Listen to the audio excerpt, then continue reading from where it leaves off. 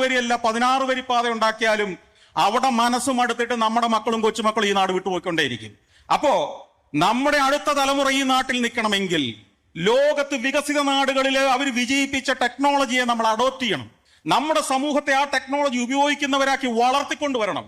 അവരുടെ മനോഭാവത്തിൽ ഈ പുതിയ ചിന്തകൾ കൊണ്ടുവരണം. അവരുടെ ലെവലിലേക്ക് നേതാക്കന്മാർ താഴ്ന്നിറങ്ങിച്ചെന്ന് അവരെക്കാൾ താഴ്ന്ന ലെവലിലേക്ക് ചിന്തിക്കുന്നവരായി മാറുമ്പോഴാണ് ഈ നാട് വിട്ടുപോകണമെന്ന് ഇവിടുത്തെ ചെറുപ്പക്കാർ ആഗ്രഹിക്കുന്നത്.